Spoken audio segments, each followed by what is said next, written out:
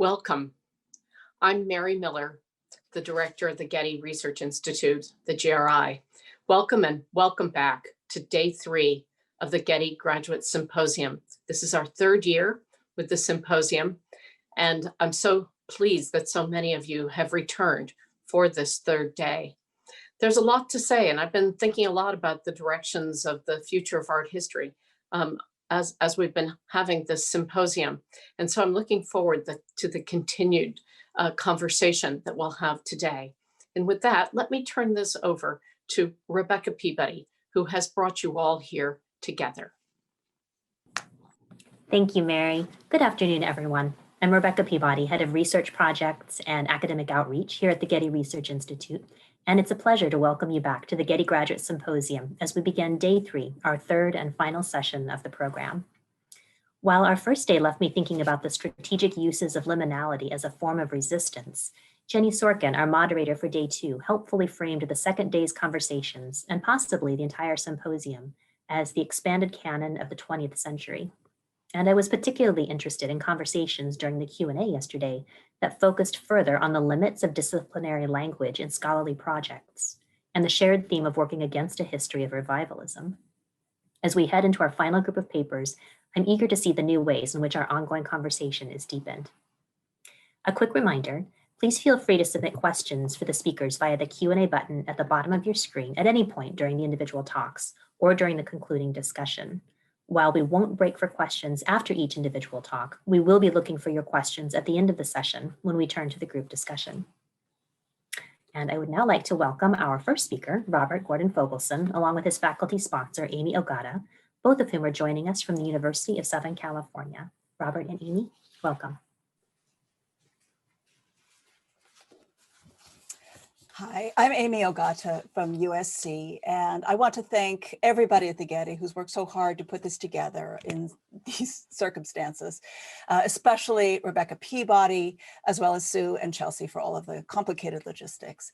And I also want to thank Mary Miller and Andrew Perchuk for their ongoing commitment to the support and encouragement of art history in Southern California. I'm very pleased to introduce my student, Robert Gordon-Fogleson, who is a 6-year PhD candidate in the Art History Department at USC and a recipient of the Visual Studies Graduate Certificate. Robert earned a BA in Art History from Brown University and holds an MA in Decorative Arts, Design History and Material Culture from the Bard Graduate Center. He is currently at work on a dissertation titled Total Integration: Design, Business, and Society in the United States, 1935 to 1985. This project examines the centrality of the concept of integration, defined as a composition of wholes from separate parts, to mid-century design. His research has been supported by the USC Graduate School, the Visual Studies Research Institute, the Rochester Institute of Technology, the Hagley Museum and Library, the Decorative Arts Trust, and the University of Chicago Library. Welcome, Robert. Thank you very much, Amy. And thank you to everyone at the Getty for organizing this symposium. It's a real pleasure to be able to share my work with you all today. Reduce, reuse, recycle, and repeat. Perhaps the most ubiquitous image of 20th century environmentalism, the recycling symbol visualizes this infinite loop of resource conservation with its 3 arching arrows. It contains in its perpetually spiraling form a carefully calibrated vision of environmental redemption predicated on an interconnected system of sustainable actions. Perhaps less well known are the corporate machinations that produce this brand image. Created by USC student Gary Anderson in 1970 for a competition sponsored by Container Corporation of America, the symbol appears to evidence the technocracy's co-option of environmentalism, its use and abuse of images to control environmental discourse. In this paper, I argued that the methods and formal logic of technocratic control, visible in this symbol of resource regulation, also serve the organizational aims of American counterculturists. Identify not just a recurring pattern or motif, but a pervasive visual style that relied on design's didactic, meditative, and mnemonic qualities, and which underpinned the convergence of corporate culture and counterculture in the United States. At the 20th International Design Conference in Aspen, the very same conference at which Container Corporation unveiled Anderson's winning design, countercultural designer Sim van Deren presented a formal theory of cultural change. He used geometry as a metaphor for the relationship between cultures and their modes of shaping the environment. While the mass industrial state partitioned human experience into quote-unquote many rectilinear fragments, van Deren proposed the spiral as the basis for a physically, psychologically, and socially reintegrated culture, one in which people could, quote, work and learn together and from each other, end quote. Unlike the static two-dimensional forms of circles, triangles, and squares, spirals exist in 4 dimensions, changing through time and space. A spiral culture would manifest not simply as spiral buildings or spiral cities, but rather as dynamic, unified settings in which people could participate in personal and social change. Van Deren conceived the integral urban house, an eco-textural experiment in sustainable living administered by the Berkeley-based Relationality Institute, as one approach to the reunification of human experience. Located in Northwest Berkeley, the house combined energy conservation, food production, and waste recycling processes to create a life support system that was both cyclical and integral. In other words, that contained all the parts necessary to perpetually sustain human life. And on the left here, you see an early proposal for the project as realized on the right. Though not particularly well known today, the Relationality Institute and its integral urban house were central to a cluster of countercultural groups located in the Bay Area. In this 1970 diagram by designer Curtis Schreier, the Institute appears as the largest, most interconnected node in this countercultural network. It is linked, for example, to the experimental construction company Zomeworks, the alternative architecture collective Ant Farm, and Stuart Brand's award-winning Whole Earth Catalog, which contained an entire section on the concept of whole systems. Though conceived on the household level, the integral urban house was embedded in a larger scalar discourse about design, ecology, and the management of the environment. An accompanying book, published by the Sierra Club in 1979, encapsulated the experience of constructing, operating, and refining the systems that comprised the house. It applied strategies of data visualization and technical instruction to the format of a do-it-yourself manual. Its pages packed with materials instructing readers in the principles and practices of ecological urban living. The Integral Urban House book promoted not simply a collection of energy-saving technologies, but rather a total bioethic, quote, defined, quote, as a system of moral concepts that deal with the relationship of humans to all other living organisms, end quote.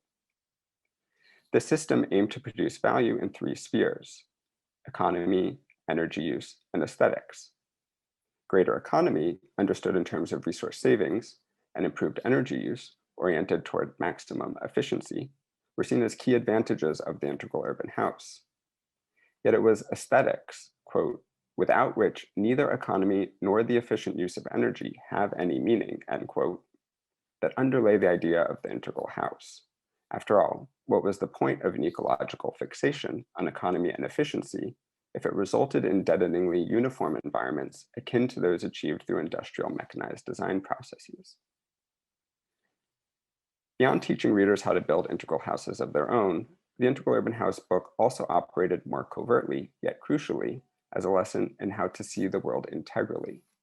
In other words, it fostered a form of what I call integral aesthetics by cultivating a sensitivity to and appreciation for visual interrelationships. The book relied heavily on graphic aids to construct this synthetic worldview. Its dense textual information was accompanied by a dizzying array of visual supplements, including photographs, contact lists, scientific illustrations, maps, infographics, construction schedules, technical and mechanical drawings, architectural plans and elevations, flowcharts, interactive worksheets, and step-by-step instructions.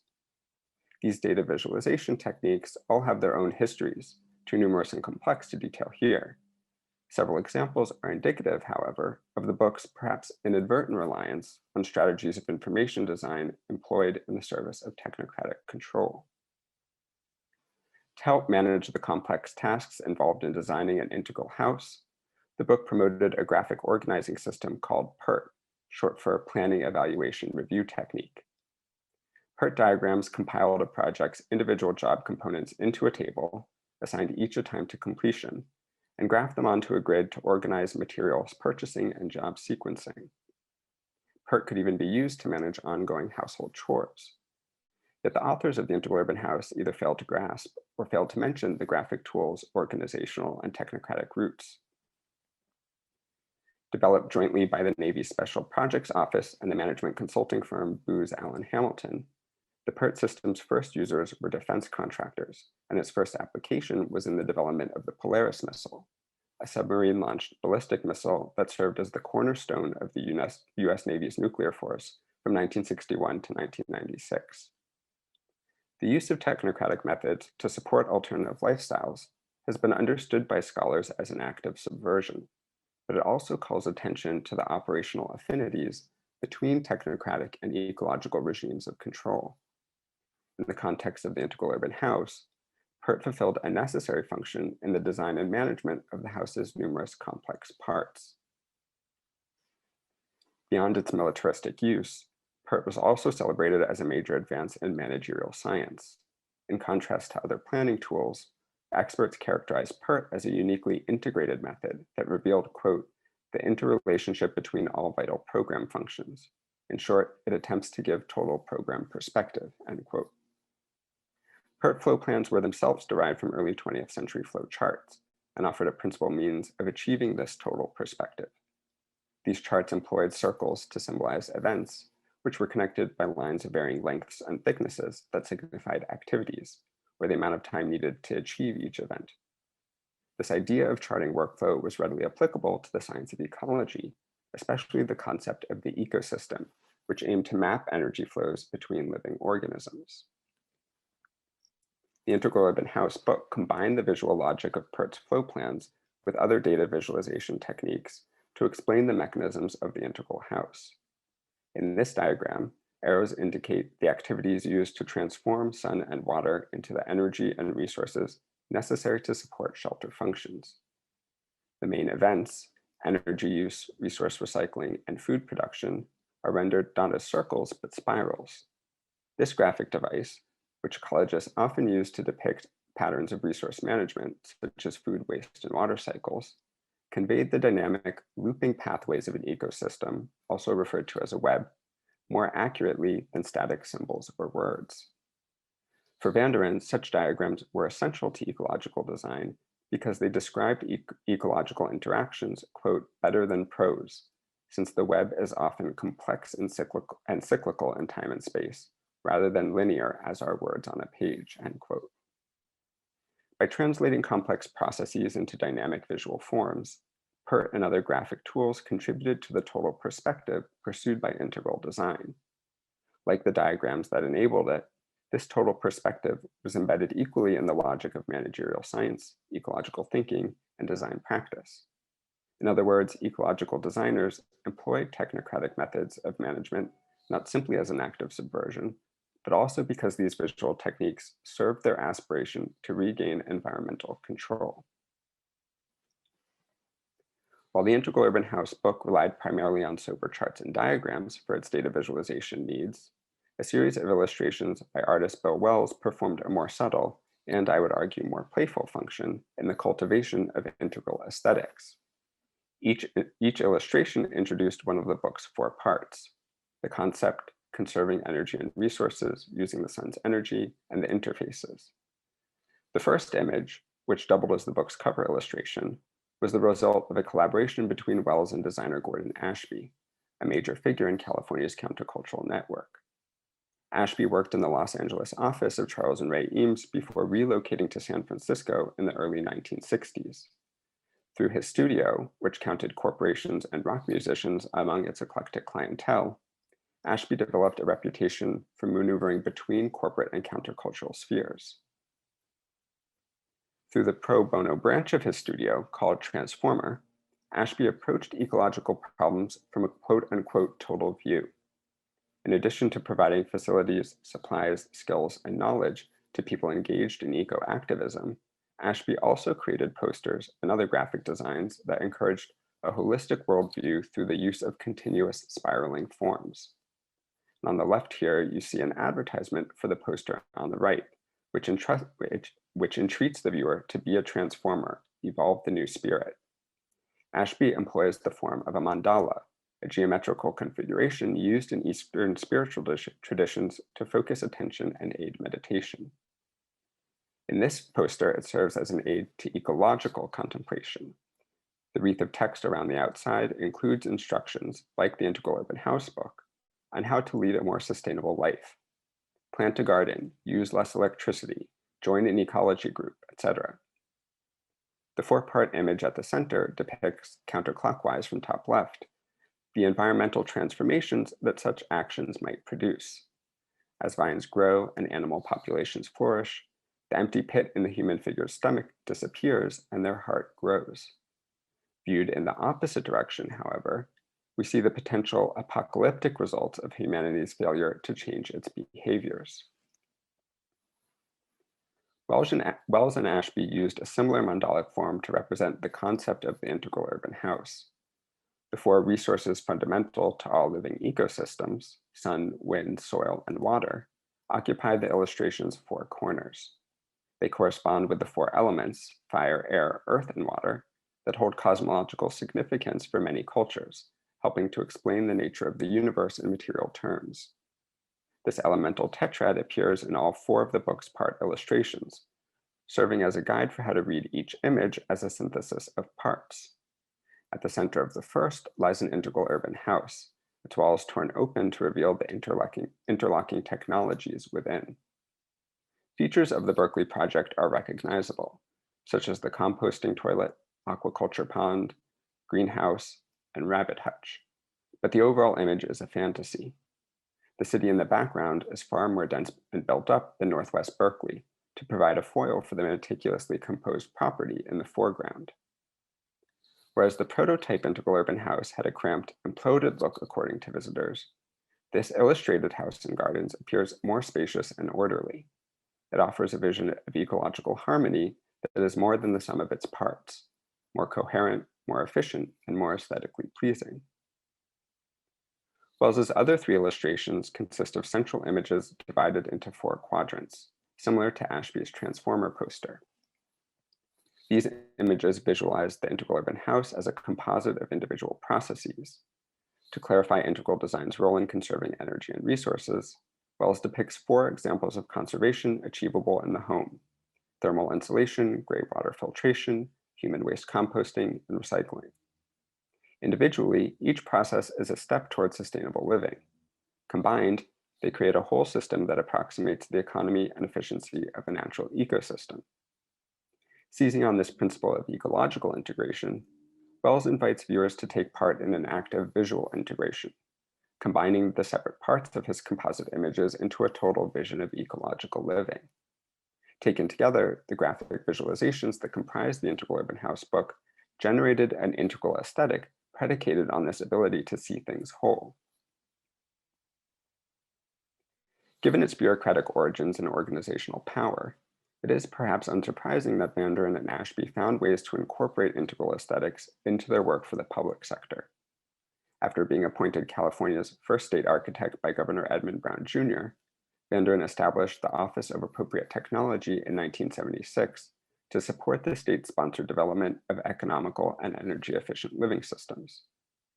In 1977, he enlisted Ashby to design the New Possibilities Show, a traveling exhibition of household-appropriate technologies. By traversing the state in a mobile trailer, this show helped create a network of people trained in alternative ways of living. Ashby's accompanying poster did not simply advertise this network, it helped construct it. The star-spangled red, white, and blue design recalled posters produced by the US Office of War Information during World War II. Rather than enlist youths in a war effort, Ashby's poster instead invited viewers to participate in a new frontier of household management by acquiring the ideas, tips, tools, and products necessary to construct their own whole life systems households. A mandala-like image at the center, reminiscent of the illustration on the cover of the Integral Urban House book, depicts the household as a carefully maintained ecosystem, complete with a grid of roof-mounted solar panels and rows of meticulously sown crops. Ashby's poster invited viewers to meditate on these ecological advances, but also to incorporate them in their own daily lives. A tear slip at the bottom encouraged fairs, schools, and community groups to contact the Office of Appropriate Technology about bringing the show to them. This kind of active viewership was by no means new to American publicity, but it served a key function in countercultural design by prompting viewers to make connections, both visual and interpersonal. For in the context of environmental advocacy, making connections was itself a critical form of activism that both disseminated and operationalized ecological knowledge. By amassing and assembling printed materials related to ecological alternatives, individuals trained in the rudiments of integral aesthetics and with a do-it-yourself mentality inspired by publications like the Integral Urban House, obtained the tools necessary to create integral houses of their own. When combined, these materials formed a countercultural house style not unlike those devised by large corporations. If corporate identity programs helped integrate complex companies and render them more recognizable, countercultural graphics operated in a similar way to consolidate the activities of the counterculture and communicate them to the public. Integral aesthetics did not simply subvert technocratic control then, but rather reconfigured it and its visual apparatus for the purposes of ecological edification. Thank you. Okay, my name is George Baker. I'm a professor of art history at UCLA. And I just want to say, before I introduce Max Tolleson, the UCLA representative to the conference this year, the thing I miss the most about this manner of meeting is the applause after each lecture. And so applause for Robert. We should hear, I guess we could have a laugh track at the end when this goes into video. But I miss that. And on the other flip side of things, one of the things about this conference I love the most is the ability as a professor in the field to introduce a graduate student working in my department and working with me. So this is an extraordinary, it's kind of almost utopian based on experiences that many of us have had in other kinds of places and programs like East Coast. It confirms the West Coast as a kind of world upside down for me. I love this aspect of the conference. So I want to introduce Max Tolleson from UCLA.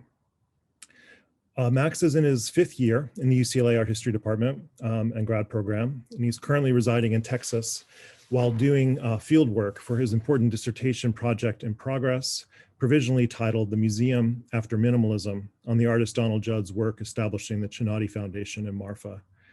Now, Max came to the department at UCLA after studying art history as an undergrad at Bard College. But even at this early stage, when he was an undergraduate, Max seemed already committed to doing research on the post-war neo-avant-gardes, as we call them, in Europe and the United States, artists of the 1950s, 60s, and 70s. He went on to work after college at the DIA Art Foundation, in fact, both in Beacon and New York City, and linked to this, ultimately also at the DIA-sponsored installation called The Dream House, this project by avant-garde composers and artists Lamonte Young, Marianne Zazila, and Jung-Hee Che.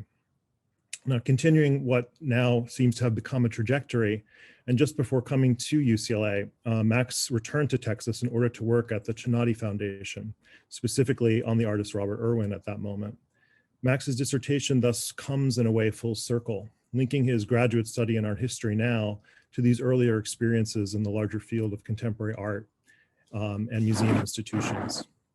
Max's dissertation in progress proposes to engage the social world, as he calls it, of minimalism through the case study that the key minimalist sculptor Donald Judd represents, as he takes his work out of the industrial or post-industrial landscape of New York City and establishes a center of activity in Marfa, Texas, in the late period of his career. In the wake of living and working at Marfa for Judd's foundation, Max became engaged in the ways in which Judd's institution intersects with this social context, and has transformed it and been transformed by it. For example, no matter how remote Marfa has been hit by gentrification dynamics in recent years, art tourism is of course a real part of this formerly remote area of Texas, not far from the Mexican border that occupies so much of our national discourse. In light of Max's project, Donald Judd, usually seen as a reductivist or abstract figure in the history of art, will be investigated as an artist who becomes an institution builder and one who took the ramifications of his minimalist strategies into the social field. With the specific social expansion of minimalist art represented by the Marfa phenomenon as its object of study, Max's project, in my opinion, contributes to a new stage in minimalism study and reception. So it's my pleasure to introduce Max.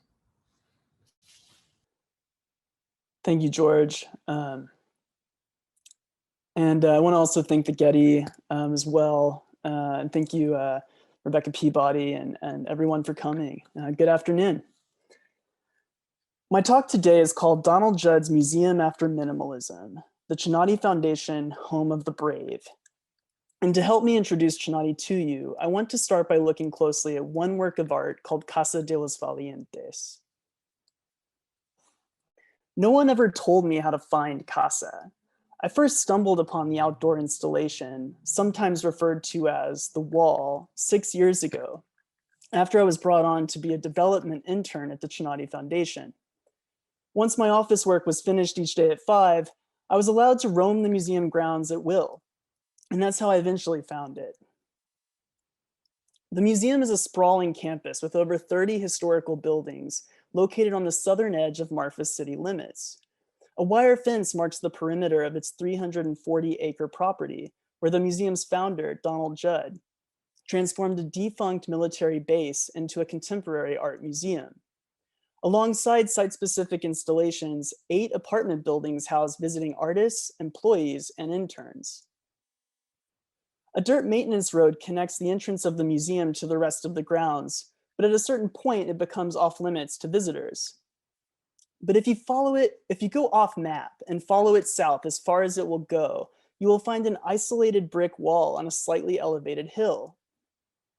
Only 58 feet across, this wall is easily traversed and seems redundant when compared to the barbed wire fence only 20 feet beyond. You might start to wonder, if this is a work of art, what's it doing way out here? And why is it absent from official maps of the collection?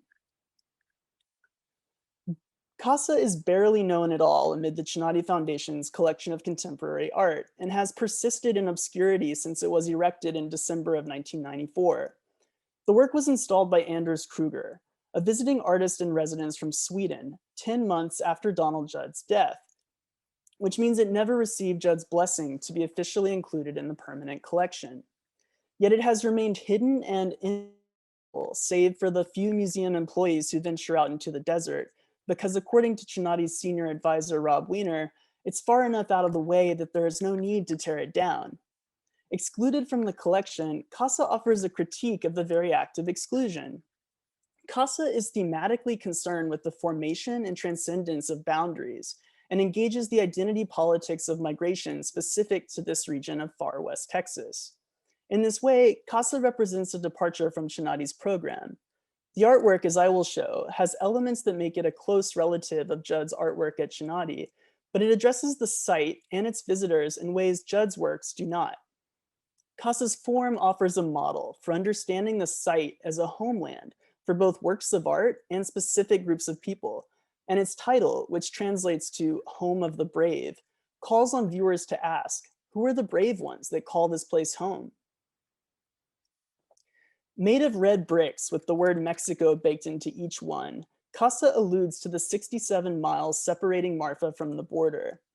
Not entirely uniform, there are 2 spaces in the wall that create a passageway and a viewing station. The passageway on the western side of the sculpture is wide enough for one body to walk through, while the viewing space on the eastern side brings the height down to 3 feet instead of its otherwise consistent 5.5. Casa is oriented along an east-west axis, and as I mentioned before, it's at the southernmost edge of campus, which also happens to be the southernmost edge of Marfa.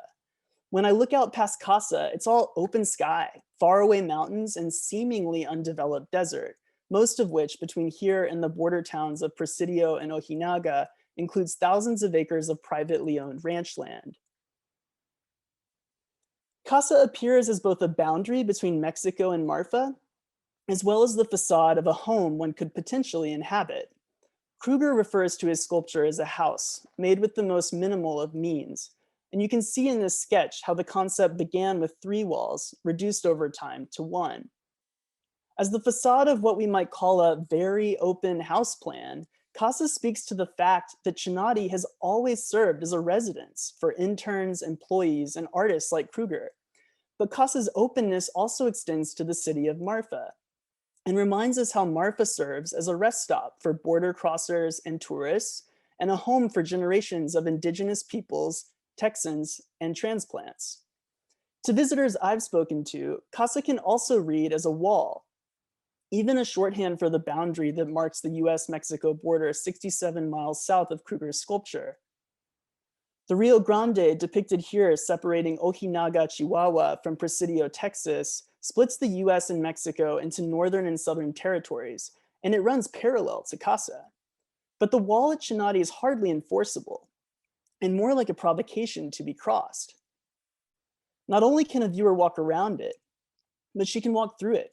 A viewer can stand on either side or in the middle and imagine herself positioned on the Mexico side or the Marfa side or both simultaneously.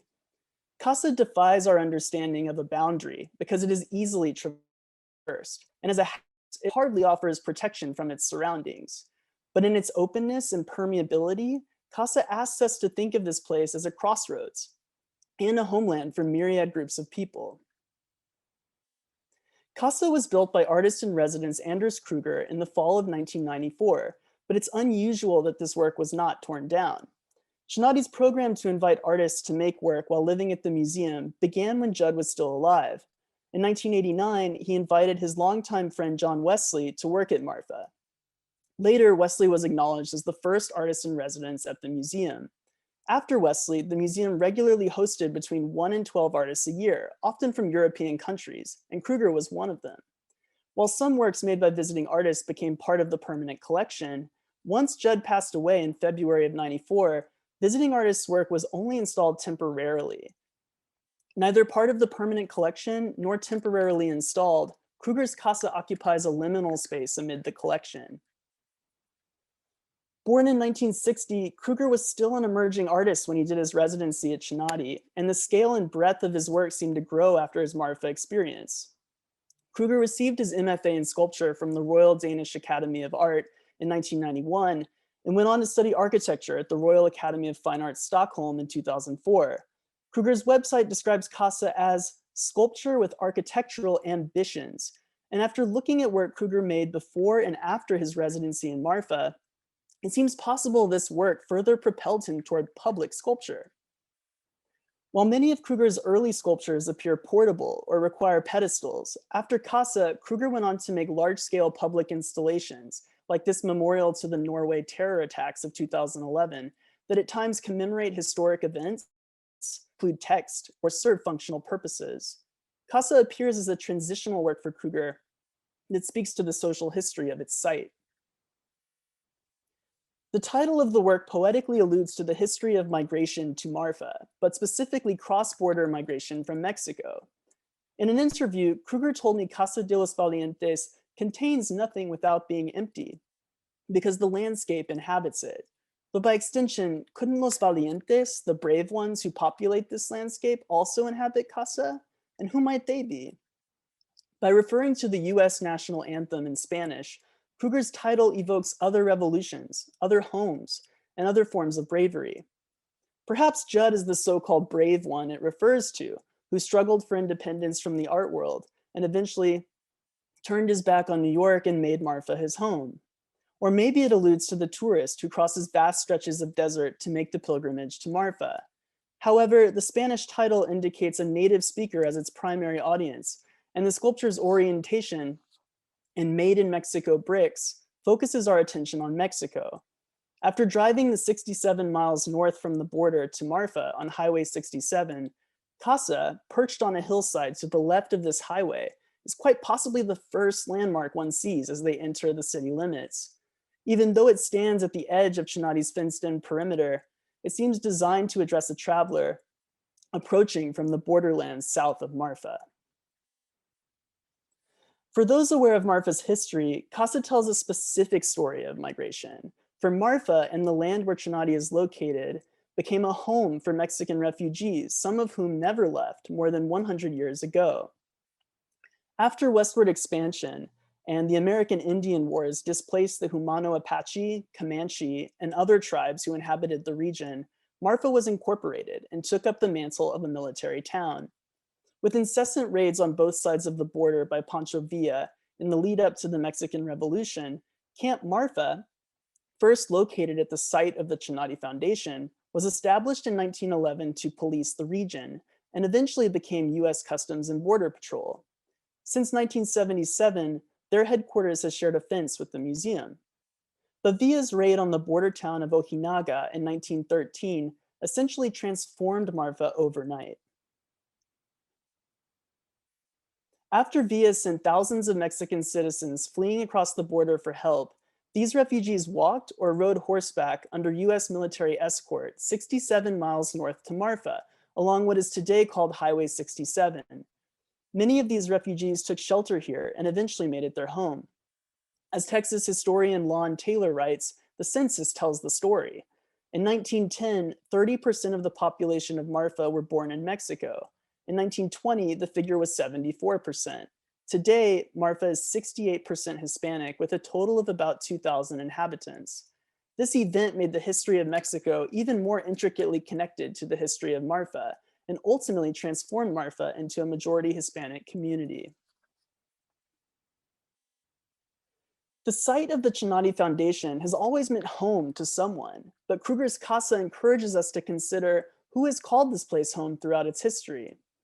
Judd designed the Chanati Foundation to be a place where artists could install work permanently and in dialogue with the architecture and land of the site, and that includes its history. Judd also installed beds in certain exhibition spaces and maintained apartments for guests and employees so that they could have a place to rest after making the pilgrimage. After all, Marfa is a small town, nearly 190 miles from the commercial airport. The residential quarters are a practical necessity, but also contribute towards Chanati's immersive experience. Judd also began the tradition of serving annual communal dinners in Chanati's arena, which is not surprisingly known as Chanati's open house.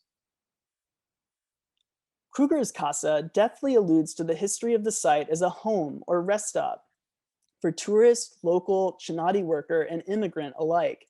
And as a sculpture with architectural ambitions, it fits right in with Judd's own ambitions for Chanati as a museum where one can live with works of art. When Kruger arrived at Chanati, he told me he found 5 stacks of bricks at the southern edge of campus. When he asked the director how they got there, she said she thought they had been left by Judd. In typical Judd-like fashion, Kruger decided to work with what was given, building upon what Judd left behind. But Kruger's Casa differs from other works at Chanati because it encourages the viewer to imagine not only the history of migration to and from the site, but the markers of identity that distinguish different visitors. If we compare Kruger's Casa to Judd's 15 untitled works in concrete, we can see a distinction in how Casa confronts the land as a marked site. Judd's concrete works may appear at first as a closed system of repeating forms, but they also produce infinite variations depending on the movement of the sun and the viewer. The works include 15 configurations of objects, all of the same 2.5 by 2.5 by 5 meter dimensions that span almost exactly 1 kilometer long row. Like Kruger, Judd allowed the land to determine the position of the work. Judd scaled his design to fit proportionally between a property line on the north side of a field and a naturally occurring hill that arises 1 kilometer south of it. But unlike Casa, the concrete works form a modular system that refers only to itself. The magic of Judd's works in concrete happens as ever-changing shadows are cast on the boxes by the sun. And the boxes, all of which are hollow, frame the landscape, creating an experience in which the military buildings, the native grasses, and people become part of a living artwork, grounded in its present moment. Everything is subtly in motion, like a tableau vivant. The works direct our attention to the natural phenomena of the site, as well as local landmarks, but they offer little interpretive guidance. There's a kind of sublime awe that sets in when one looks through the concrete works at the seemingly endless landscape. Like Kruger's Casa, the viewer's body enters the framework of the piece, And in this way, she realizes there's no outside position from which to view the situation. But the landscape's not endless, and in fact, it's broken up by the built environment: fences, roads, and various institutional buildings. Just as sunlight is integrated into the work, so too are local landmarks like Highway 67 that runs within earshot, the Border Patrol station visible next door, and the facade of Chanati's military buildings. Judd deliberately untitled the work and called it 15 Works in Concrete, which I interpret as a universalist gesture of neutrality, reinforcing the idea that somehow the facticity of the object wipes the slate clean of any historical residue. Clearly outward facing, these works also seem reticent to engage the history of the place or subjectivity of those who encounter them. In the 1960s, Judd significantly expanded sculpture's playing field by refusing the pedestal and making objects that engage the real space of the viewer. Looking back at 1960s Judd from a 1980s moment, Hal Foster argued that Judd's work represented a crux between the moderns, who maintained a kind of reflexive pictorial art, and the postmoderns, who would jettison medium to engage the particulars of a site. But in a recent presentation given on the occasion of the new Judd retrospective at the Museum of Modern Art, Foster revised this narrative. Judd, he now says, had always held to pictorialism and illusion, another modernist characteristic, and never engaged the subjectivity of the viewer to the extent that, say, Robert Morris or Richard Serra did. Reflective surfaces and light effects represent to Foster spectacle and optical illusion, not a critique of space or the conditions of perception that align Judd with a different trajectory closer in form to Robert Irwin or James Turrell. But I think it's likely that Judd designed and sold many of his optically sensuous objects, like ones in the MoMA show, in order to financially support his work in Marfa, which I would argue is less polished and less interested in tricking the viewer's eye. So where does Judd's Chanati Foundation fit into Foster's new or old history of minimalism? How or to what extent does Judd engage the site at Marfa?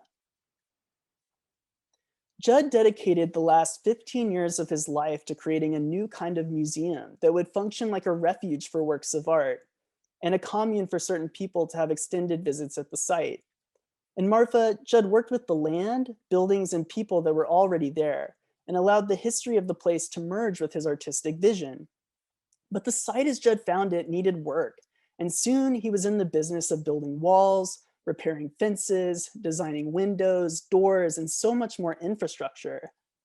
Kruger's Casa alludes to Judd as a real estate developer, a builder of homes, apartments, walls, and boundaries, but ones that invite certain visitors in and keep others out. Formally, Judd's concrete works can appear abstract, even pictorial, but they can also appear like sculptures with architectural ambitions and the way they create space with their concrete walls. It's not hard to imagine them functioning as shelter from inclement weather or unwanted attention. Just as a visitor to Chanati cannot help but notice the museum apartments, the Border Patrol headquarters, and Highway 67, the boundaries between art and life in Marfa are porous, and invite art historians to expand their investigations to the domestic context. We know Judd's intention at Chanati was to engage the land, but to what extent that means its ongoing history as a homeland and for which peoples will require further study. Thank you. Hi, everybody. My name is Jennifer Gonzalez, and I wanted to thank Max for his paper, and all the papers have been so engaging throughout the conference. So many, many thanks to the folks who are delivering the papers today and doing the hard work.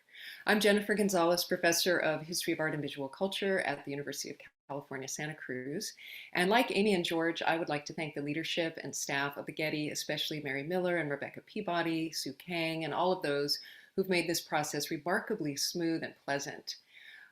It's a really wonderful opportunity for our students, and I also look forward to when we can be at the Getty again in the future. Today, I'm delighted to introduce Alexandra Moore, who is an educator, curator, as well as a PhD candidate in visual studies at the University of California, Santa Cruz. She writes on contemporary art practices, exploring how discourses of race, gender, belonging, and citizenship are constructed and transmitted through representations of land and environment.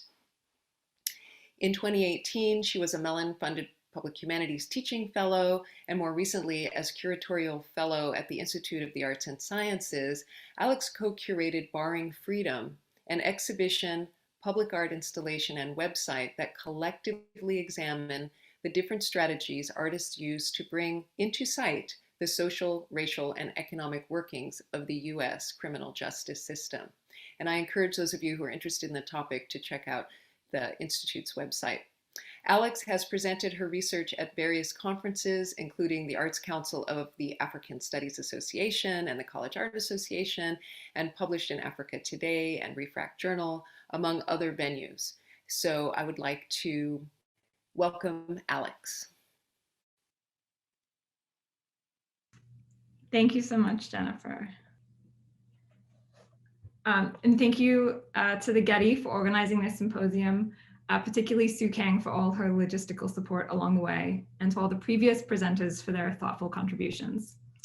I gave an earlier version of this talk at the University of British Columbia, and I'm especially grateful to the faculty and graduate students there for their insightful comments. Being Mineral, Otobong Nkanga's Critique of Geologic Reason. A figure wearing a green malachite crown moves through the city of Berlin, standing in communion with different church spires. While the figure stands silently with her back to the screen, a somber voiceover says, "I want to go where you were, see there green mountains. You were in those mountains far away. Land of incredible specimens, land of forgotten, incredible, erased specimens. You have traveled a long way to crown the tops of your captors' roofs." This is a scene from the 2-minute video Reflections of the Raw Green Crown, and the figure beneath the crown is Nigerian-born, Antwerp-based artist Otobong Nkanga, whose practice for over a decade has explored the interdependent movements of bodies and materials. Today, I'm going to focus on several works that Nkanga made between 2013 and 2019, following research into the Tsumeb mine in Namibia, including the video I just introduced. In this body of work, Nkanga is in conversation with a significant group of contemporary artists globally, grappling with natural resource extraction and its intersection with colonial and neo-colonial regimes of power. The work draws from research that Nkanga undertook on-site at Tsumeb and in archives in both Europe and Namibia. One of the many images she unearthed and has used in her installations is this photograph from around 1900 of the Green Hill of Tsumeb, before industrial mining began in earnest. Here, we are looking at the hill, which has a crystalline, almost coral-like surface. We can see that it is labeled as green, but we cannot see this fulgence. We cannot see that the rock itself is what brings this landscape to life.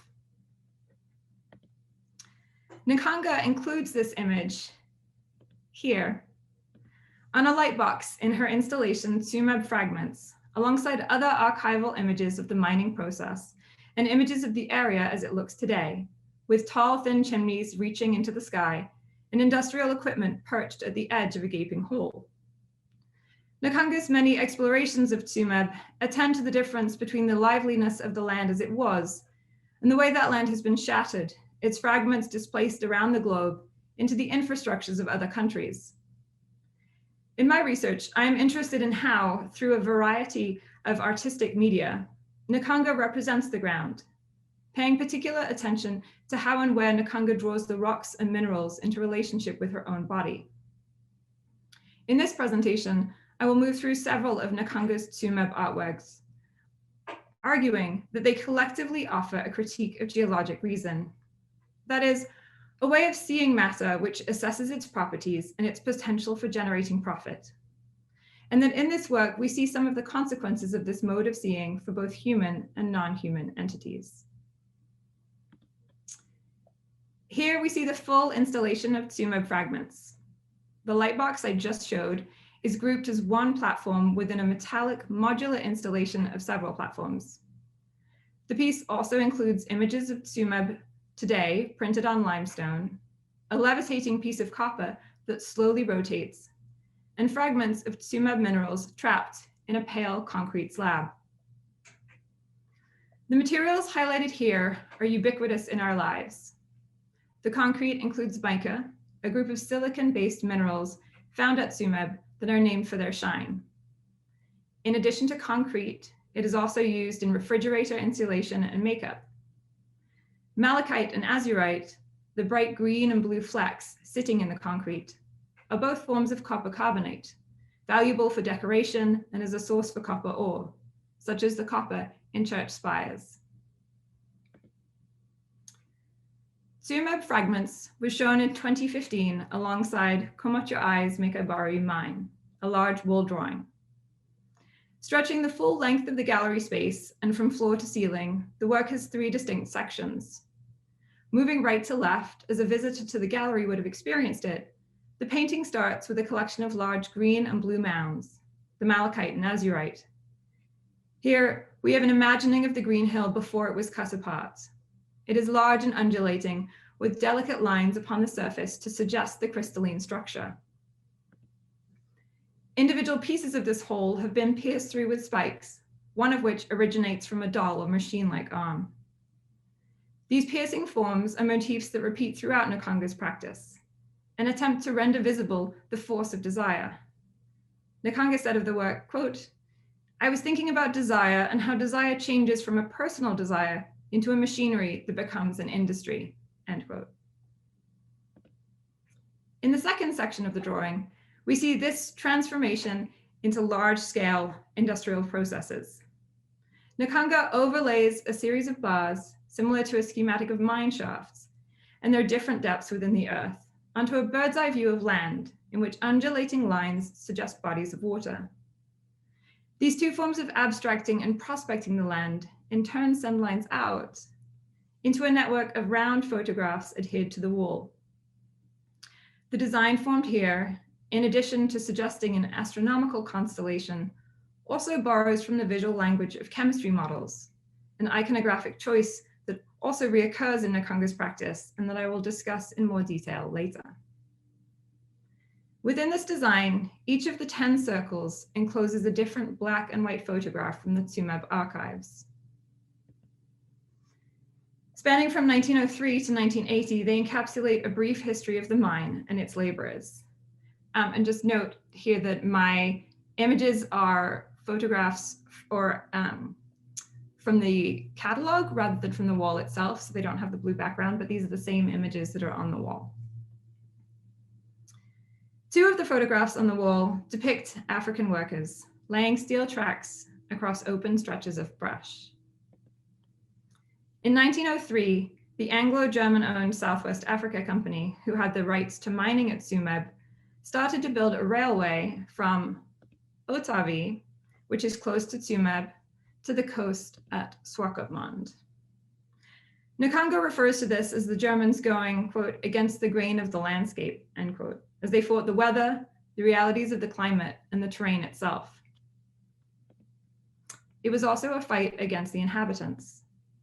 The plan for the railway and demand for labor escalated tensions between the German settlers and the increasingly disenfranchised Africans, provoking armed resistance by the Herero and contributing to the conflict, which ultimately escalated in 1904 into the slaughter of tens of thousands of Herero and Nama individuals by the German military, ordered by General von Trotha, as we see here. This was the first genocide of the 20th century. Some survivors fled through the desert to Botswana, but those who survived within the bounds of German-claimed territory were imprisoned in concentration camps and forced to work building the infrastructure of the colony. In April 1906, 900 men, 700 women, and 620 children built the railroad, which transported ore to global markets until the 1990s. The available evidence suggests that that is what we're looking at here. Another image from the wall drawing, this photograph from the 1970s, shows Black miners, now in leather boots, long jackets, and hard hats, segregated from their white counterparts by the apartheid laws that South Africa instituted throughout the Southwest Africa Protectorate, that is modern-day Namibia. Writing on the role of mining in the construction of South Africa, Ashila Bembe draws the connection between the superfluous raw material of gold and the class of superfluous men created to extract this exchange commodity from underground. He argues that, quote, racism's function was to institute a contradictory relation between the instrumentality of Black life in the market sphere on the one hand, and the constant depreciation of its value and its quality by the forces of commercialization and bigotry on the other. Nkanga also includes this image from a meeting of the Southwest African People's Organization in 1977. Along with other mines, Tsumo was the site of several labor strikes before the labor movement coalesced into a nationalist freedom movement. This photograph reminds the viewer that the history of Black power and African nationalism within Namibia and across the continent are also part of Tsumo's story. Another piece in the Tsumo series is this double-sided tapestry. On the side we see here, named In the Pursuit of Bling Discovery, a large schematic of a crystal rendered in pale pinks and browns hovers in front of a topographic map. The map is also brown and pink, except for vibrant jolts of blue that read as bodies of water. The map is overlaid with a red rectangle, the bottom and left-hand sides of which are marked at even intervals, suggesting an X and Y axis, giving measurements for scale, and the potential foundation for a grid to designate some segments of the map. The topography in the tapestry is stamped with the chemical abbreviations for various elements and compounds, as if marking where deposits can be found. And it can be challenging to see some of that in the larger image, but in this close-up, you can see the pink lines of the topography and then CR, the notation for chromium. The cartographic abstraction, the lines of measurement, and the chemical notation suggest the Enlightenment relationship with the land that Michel Serres articulates as mastery and possession, a parasitism that equates knowledge with domination. These modes of seeing prefigure the cuts which took the land apart. On the other side of the tapestry, the transformation, Nkanga has woven the bottom half of two bodies emerging from a crystalline landscape. In the dark background, floating diamonds double as stars shining in the emptiness of space behind the figures. They also continue in front of the ground the figures stand upon, breaking with the logic of illusory space and flattening the image. Three platforms balance atop the two eerily truncated forms, carrying chunks of land and a chemical compound model that resembles the silicate structure of mica. Nkanga's figures are woven from the same color as the scaffold built upon them. Their holistic being has been curtailed and dematerialized for the production of diamonds and chemical knowledge. We are invited to see both the humans and the ground itself as atomized, fragmented. In doing this, the image makes a connection between the epistemology of geology and the historical processes of racialization at a microscopic or ontological level. What I'm pointing to here is that the scientific transformation of a green hill into copper carbonate and the juridical transformation of Africans into chattel both rested upon the investment in the parsing and differentiating of matter to extract value. Geographer Catherine Youssef indicts the discipline of geology as producing a logic which enabled chattel slavery. She says, quote, "Slavery was a geologic axiom of the inhuman in which non-being was made, reproduced, and circulated as flesh. The language of materiality and its division between life and non-life, and its alignment with the concepts of the human and inhuman, facilitated the division between subjects as humans and subjects priced as flesh or inhuman matter," end quote. Seeing subjects as flesh, Hortense Spillers tells us, is the, quote, 0 degree of social conceptualization, end quote. A site of such physical and epistemic violence that it reduces communities to non-human matter with no claim to individual or collective sovereignty. This perspective legitimized the seizure of people by slave traders and the seizure of land by colonists. Nkanga's tapestry of fractured land and truncated body weaves together these forms of violence. Nkanga's use of tapestry as a medium draws from both African and European traditions in which fabrics have served as a mode of communication. Here, the thickness and weight of the piece, the narrative scene, and the opulent use of metallic threads particularly reflect tapestries made in Belgium and the Netherlands to adorn wealthy homes across Northern Europe, where they would embed narratives into the physical space. The fragmentation of figures and land is thus presented as a background against which the lives and luxuries of others, far away from the site of extraction, unfold. In both the tapestry and wall drawing, Nkanga plays with multiple modes of representation, flattened and illusory, molecular and distanced, as if readjusting the lens on a microscope or telescope. Shifting between scales of looking in these ways foregrounds the interconnection and commonalities of matter at the atomic level, the fluidity with which particles shift from organic to inorganic and back again. It highlights the limitations of any single perspective and the instability of boundaries between entities, times, and geographies. To end, I return to Reflection of the Raw Green Crown, the work with which I opened. In this short video, often shown embedded within one of Nkanga's modular installations, along with the tapestry I just discussed, Nkanga finds solidarity between herself and the Tsumo minerals. Nkanga's body becomes a foundation for the green pinnacle of the crown. The malachite is irregularly shaped and multifaceted, unlike the refined and flattened copper of the church spires that Nkanga speaks to, but the shared pale green color betrays their relationship. Here, playing again with scales and perspectives, Nkanga's crown looms as large as a church steeple, resurrecting the green hill in Tsumo that has been destroyed.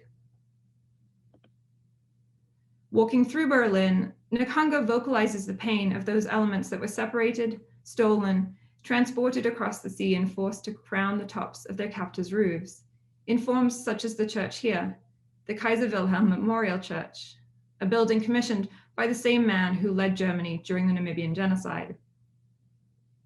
Nkanga refers in the video to Tsumo as the land of incredible specimens, referencing the commodification of the land and the housing of crystals and museum collections, but also summoning the treatment of the Herero and Nama inhabitants. The bones of some of the individuals who died in the concentration camps were sent to researchers in Germany pursuing a eugenicist agenda.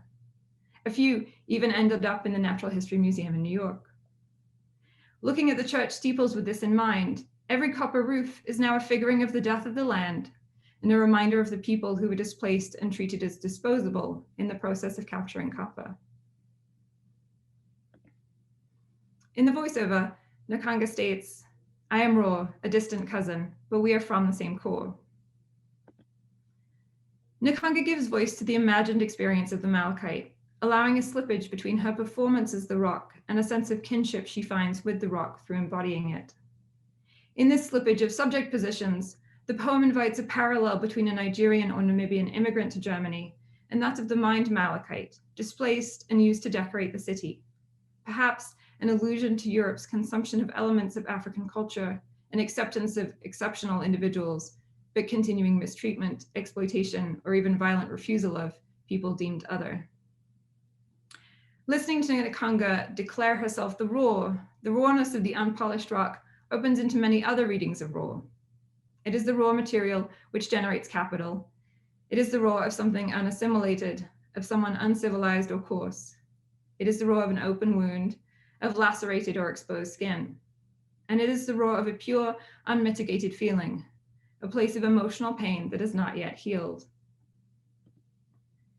In a slightly different version of the poem, published in one of her catalogs and sometimes displayed next to the video, Nkanga ends with, "I am the raw, hoping for a chance to spill my guts." This is a thread of testimony.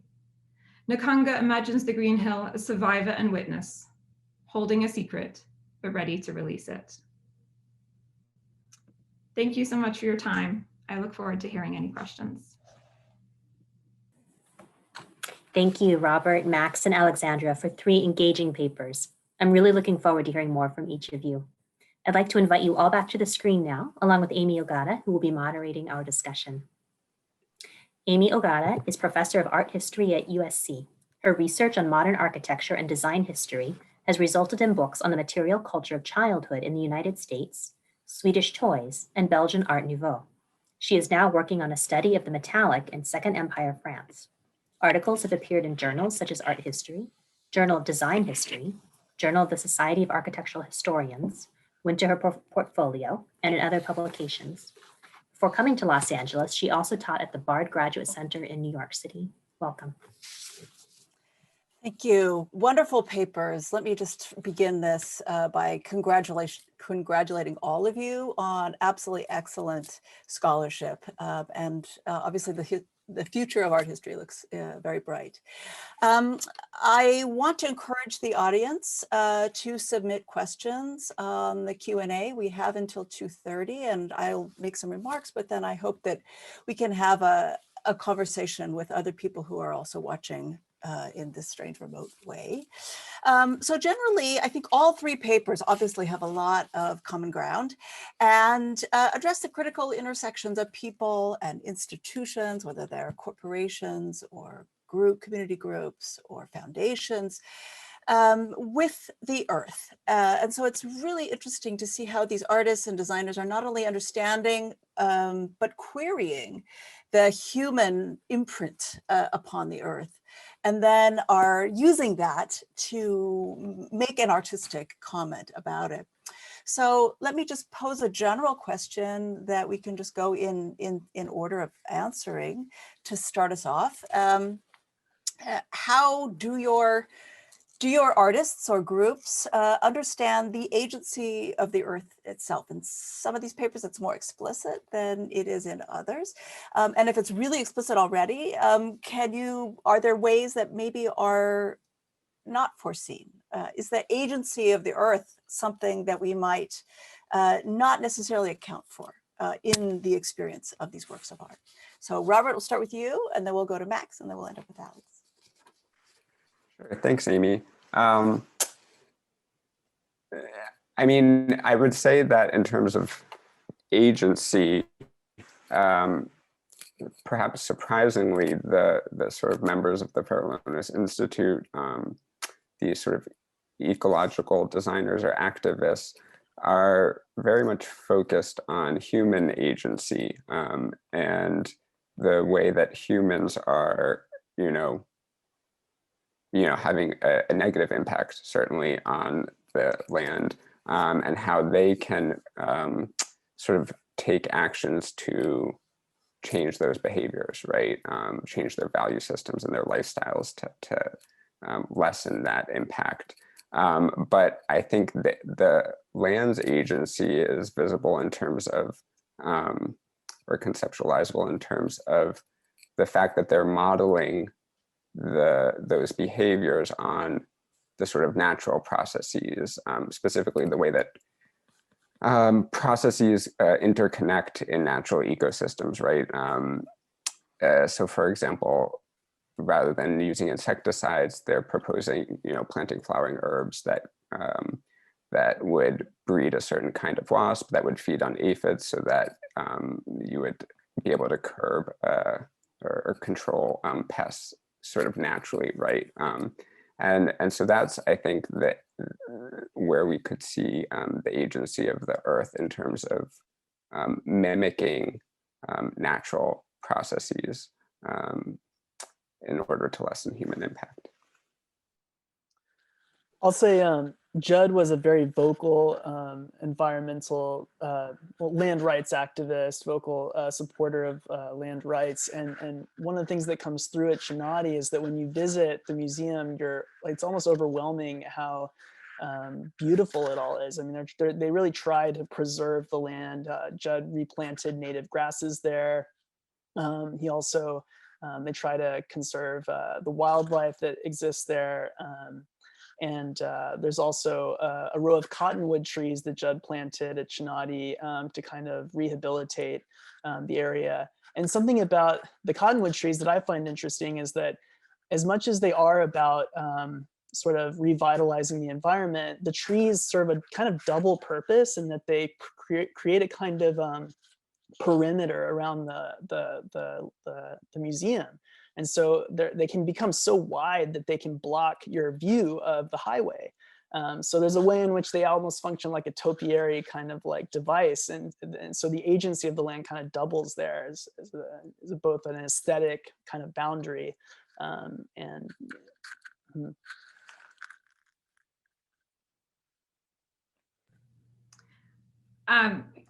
yes, I mean, very obviously and explicitly in this paper, I'm thinking about the agency of the land, and Nkanga is.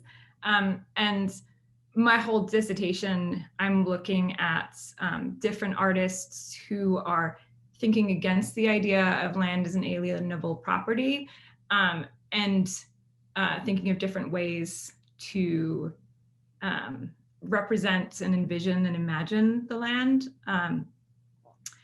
And so that's the sort of the tension in my dissertation, is me trying to work out how to articulate the agency of the land in these different artist practices that are drawing from different cosmologies, often outside that framing of land as property. Yeah. Great. Okay, we do have two questions that have come in. So the first is from Julia Bryan Wilson, and it's a question for Robert. And she says, fascinating talk, thank you. Did Wells have any kind of gender analysis? I'm curious who exactly would be responsible in theory or in practice for maintaining and managing the daily duties fundamental to the integral urban house.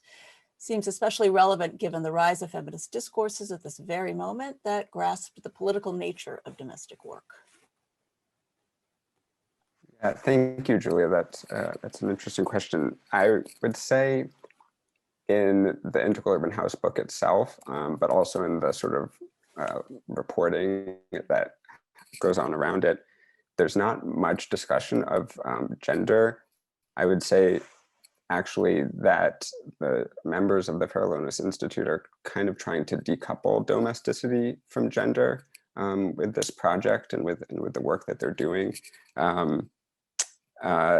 So in terms of the daily duties, there's a house manager and sort of other sort of administrators who live on site, you know, doing sort of research, managing the public programming. But there are also students from Berkeley who stay there as interns and volunteers.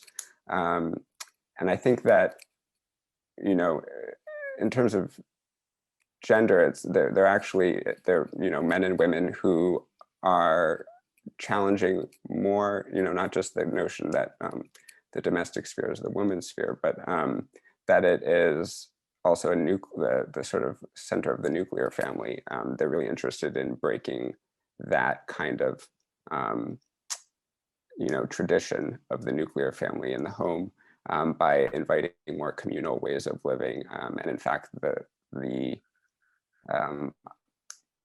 you know, operation of the house is dependent on the fact that there is a large number of people, men and women, who can share the daily tasks, which would be, you know, unmanageable for, you know, a family of 4, for example.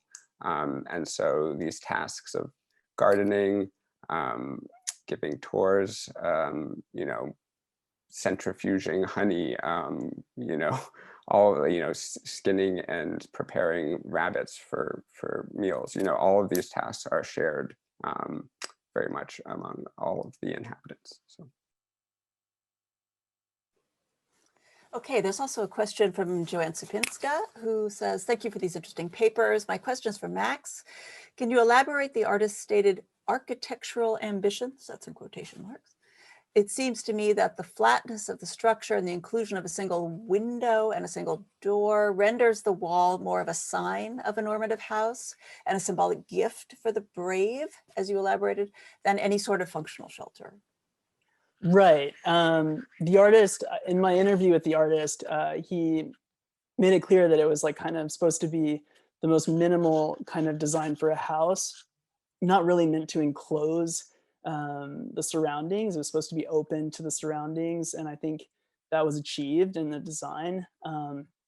But I think, Joanna, that's a great question. I think you make a great comment that it does almost signify a house more than it does create one, in the sense that we would traditionally think of a shelter or enclosure. But I think that's something I really love about that work, is that it's so conceptually loose. Like, it kind of can be read in these different ways. And that's kind of what led me to all these different kind of interpretations and stories that come from it. It is able to kind of be versatile and signify so many different types of visitors and people who would be, you know, part of this homeland.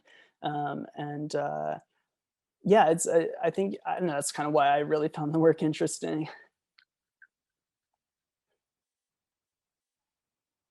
Okay, and a question from Christine Mugnolo, who is a participant on the first day. Thank you for your impressive scholarship and fascinating papers. I was interested in the role of activism in all of your case studies. That's a good point. I was wondering about your thoughts on how art is uniquely posed to intervene in global politics and worldviews. In other words, what kind of change do you believe is generated by the works at the center of your studies, or is it crude or simply beside the point to try to tabulate change when mediating on these works? Activism and change. I'll jump in on that one a little bit. I think there are many things that art offers when it comes to sort of pressing political and social issues. In the particular cases I'm thinking about, it's about interrogating how our forms of representation have shaped the way we've gotten to current political junctures, and in interrogating those representations, and that it offers a way for us to try and imagine them differently. But on the broader level, I think artists invite us to imagine alternatives that maybe we don't yet have the language for, maybe we don't yet have a fully thought through way of framing, but there's some sort of radical imaginary possibility there. And I think that's definitely true in Nkanga's work and all of the other artists that I write on. Does anybody else want to take this on? Sure. I mean, like I was saying before, one of the things that's so great about Kruger's sculpture is that it helps us think through other kinds of stories to tell that aren't necessarily readily available when we look at abstract works of art. I mean, at least it helped me see stories about migration and social issues related to migration. But another thing that I think would be interesting to say is that, you know, Judd, he bought thousands of acres of private ranch land south of Marfa just so that it couldn't be developed. And it was a way for him to kind of reclaim the land and keep it from being built upon. It's a way in which like artists and art and activism can coincide. Judd was also a strong believer in the idea of the Jeffersonian township model of democracy, where you know, change happens at the grassroots level. And I think that's part of the reason he really put down roots in Marfa. I think part of the appeal is that it's this small community where people play a role. I mean, I've lived there for a while now, and I would say that in Marfa, everyone makes a difference. Like you can't help but make a difference because it's a tight-knit community, whether you like it or not. And it inspires, I mean, a lot of, I've noticed that many of the employees at Chanati that I've encountered have also been involved in local politics, have worked as city council members, or a former employee was actually a mayor. And so there is a way in which being part of this community, I mean, Chanati actually feels like a community within a community sometimes, and you can't help but feel like you want to pitch in. It sounds like Chanati has a similar relationship to Marfa that the Interurban House maybe had with Berkeley. But yeah, I mean, I don't think it's crude at all to think about how the Fairlonis Institute and its projects shaped, you know, worldviews or human behaviors, because that was explicitly, you know, its point, of course, its aim.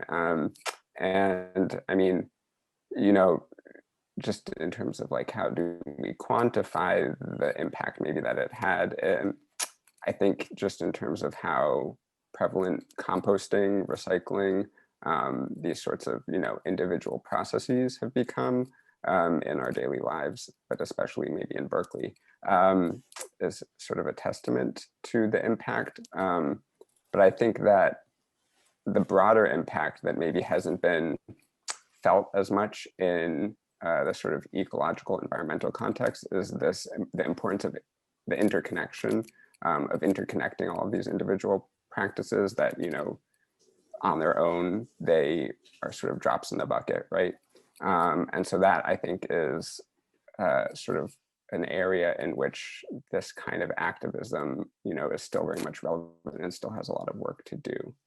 Can I ask a question to Robert? I'm just kind of curious because I was listening to your talk and I thought it was just so it was so interesting to hear about that, because I was thinking about this kind of global phenomenon that I think emerged around the 80s or 90s called, it had to do with privatized conservation efforts, where like kind of wealthy philanthropists, one that I'm thinking of is like Doug Tompkins, who started the North Face clothing brand, started a foundation to buy thousands and thousands of acres of land in Patagonia just so that it wouldn't be built upon and to kind of preserve it.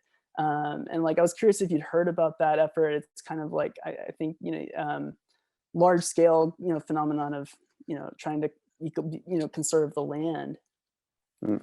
Yeah, I haven't actually heard about that. So that's, or that particular case sounds really fascinating. I'll definitely dig into it. But I think what that maybe points to is this larger phenomenon of corporate responsibility, which, is something that corporations are very much interested in at this moment, sort of beginning at this moment too. We're familiar, of course, with, or I think with corporate patronage of the arts as a sort of longer phenomenon. And I think that in this moment, there's a sort of urgency to these environmental issues, to sort of identitarian issues, that is bringing corporate responsibility into these new spheres that are related still to art patronage networks, but sort of expanding as well. Okay, there's also a question from Monica Bravo for Alex.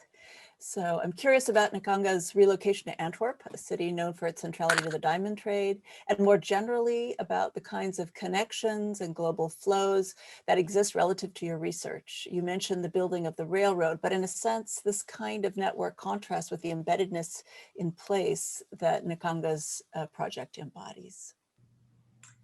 Thank you for that question. And to be clear, I think Nkanga's been in Antwerp and based in Europe for a long time, and I don't think she moved there specifically in relationship to this project at all.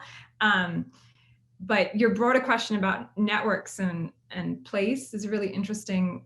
I actually think of all the artists I look at, Nkanga is the most interested in movement, like the movement of people and materials. So, there's a little detail on one of my slides that I didn't point out because it sort of seemed like a tangent, but there's a little drawing of an anthill at one point, and she's really interested in the anthill as this idea that there's, it's dug out from underneath and then built above, and she's interested in how that happens with humans, but how the hole and the tower, or the hole in the church spire are actually really far away from each other. So I think her work, although it is about very specifically about Tsumeb, it's also about the kind of large networks that Tsumeb has been entangled in. Other artists that I'm looking at, actually, I'm writing about place a lot right now, who really are embedded in thinking about a specific place. But I think that's less the focus of Nkanga's work. I hope that answers your question. You did make that point about tapestry, though, which is a long-standing Belgian, like colonialism, a Belgian thing. Okay, a couple more questions. Judith Sobol says, I missed the beginning of the talk about Judd and Marfa. How did he bring people and history of Marfa into his deliberations? Did he have a vision for what would happen to Marfa as a result of his work? Was he correct? That's a good question. That's kind of something I'm really interested in researching. One thing I've learned recently is that Judd created between 30 and 50 permanent jobs in Marfa just by founding the foundation and just from his activities there. So, I mean, I feel like that's just one significant way in which she's affected the labor force, as well as the just art world itself. But yeah, I mean, what's hard to parse out is all of Judd's activities in Marfa. There's so many. He lived there. He had a home. He had a studio. And then he had the foundation, the Chanati Foundation, which was a museum that he was building, which in the early days was built through a partnership with the Dia Art Foundation. That partnership was short-lived due to just a breach of contract by the Dia Foundation. And eventually it became a nonprofit publicly funded institution that Judd set up separate from Dia. So that early history is really crucial because it's a mystery whether we can know what Chanati would have become if Judd had remained in partnership with Dia. I mean, it would have been managed by the Dia Art Foundation had that partnership persisted. So it's hard. I tend to think that what happens, it's more informal than it may seem at times. I think Judd was kind of figuring it out as he went along, and I still think of it as like it's a work in progress. I mean, the Robert Irwin project was just completed a few years ago, and there's new developments in the works, so it's constantly changing, and I think it is kind of it'll be a challenge for me to kind of parse through that history because it's messy. So that's where I hope that answers your question. Okay, we have time for probably one more question, which is coming from Grace Converse. And she says, thank you, everyone. Wonderful talks. I'm wondering if Alexandra could speak a bit more about the relationship between the portrayal and presentation of extracted geological materials and Nkanga's choice of medium. For example, is there consideration of petrochemicals in the creation of plastics or plexiglass, the origin of different paint pigments, the use of a particular type of biocotton in the tapestry, or photography as an innately mechanical industrial process? Thank you, Grace, for that question. So she definitely thinks very carefully about the materials that she uses, and oftentimes is using things that would have come from, if not Tsumo, but that use the materials that she's talking about being extracted. I don't know about the paint. That's actually a really good question, and something that I will think of, try and find out more about. So I can't speak to every single material she uses, but I would say that there's no way that her work is not within the circulation of the way the art world currently functions and the way objects circulate, and it's functioning within capitalism, within petrochemical use, as we all are giving this talk right now. Being entirely outside of those processes as a human alive right now is fairly impossible, but she's definitely thinking about the materials she uses very carefully, for sure.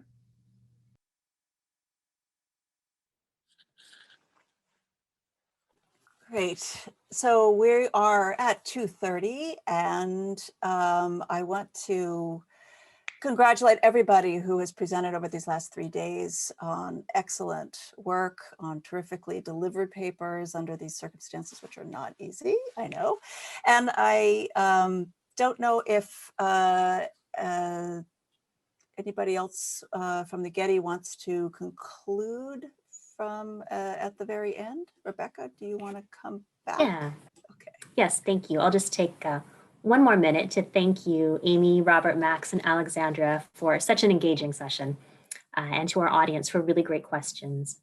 Amy, your phrase, querying the imprint of the human on the earth, is going to stay with me, I think. That's such a productive and a poetic way of framing the talks.